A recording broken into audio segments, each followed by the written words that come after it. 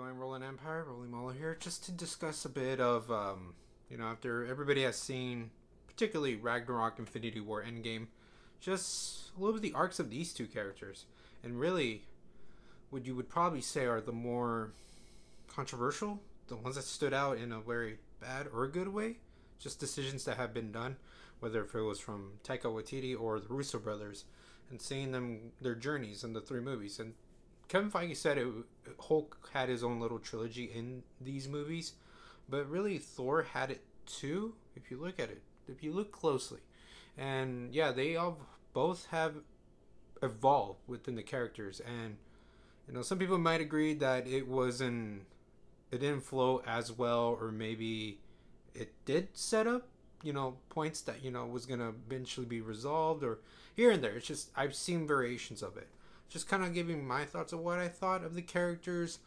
I get the criticisms.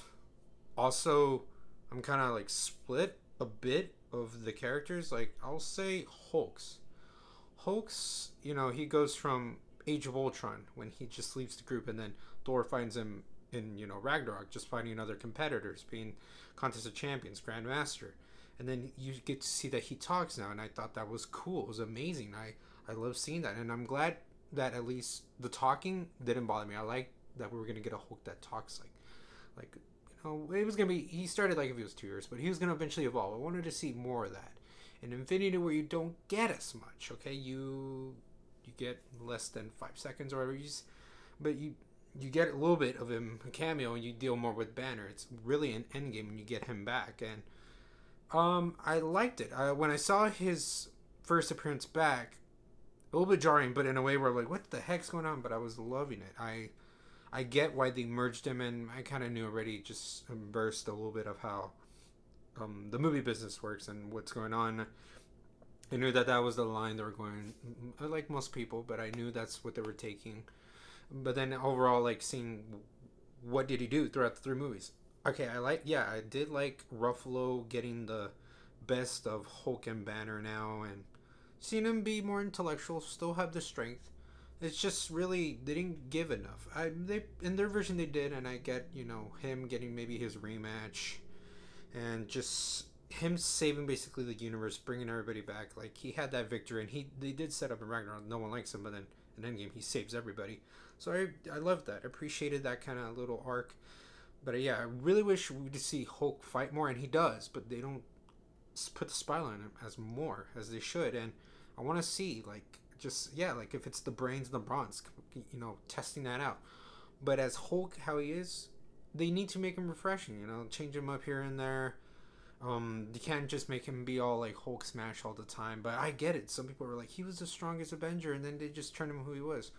Yeah, I get that. But I feel like, yeah, if they would have just added more to show you why he is like this, like why you should root, and he still can kick ass, I think it would have changed a bit for him. For Thor, he's just like, he goes from makeover to, he's kind of like Age of Ultron to Ragnarok, who he is in the beginning, and then they give him his haircut, and he gets more comedic, and then in the hands of Taika, just he gives him this just new look of like, wow, we never really seen this Thor, and they Chris Hemsworth is a good comedic actor, I guess, so they're like, let's implement it on him.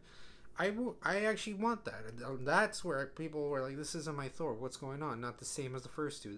That Ragnarok is my favorite. Okay, I don't care. I like Taika and Chris Hemsworth make a great combination, and I like just the upbeat, the unexpected turn that they gave Thor, and seeing him evolve like just to the next level of powering up, leveling up into who he was in Infinity War was amazing. It really worked.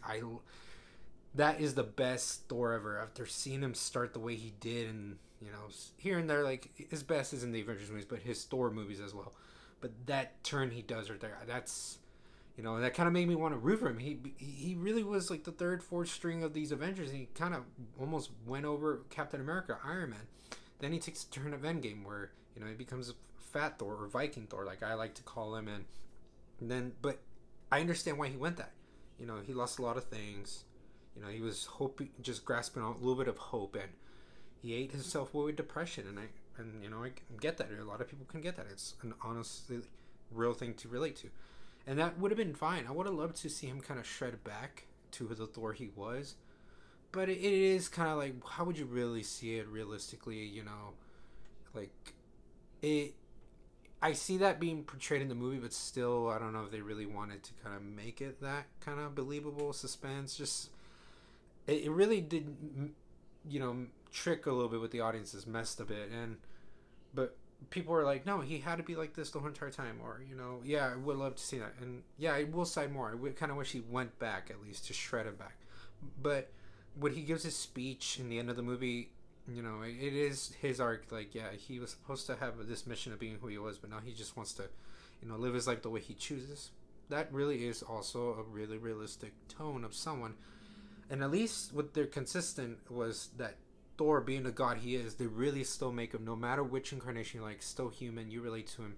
That's what works best. That's how they kind of control him, and you still sympathize with him. Like, you get his struggles with his family, and then you just get the understand why he chooses to be who he wants to be, how he wants to live his life.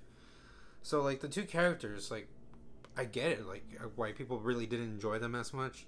I really did like them more. Might say I agree more with the Hulk side of how they turned him. Thor's is a little bit here and there. I get if you're a major fan of his. Disappointed for me since he never was one of my top favorites.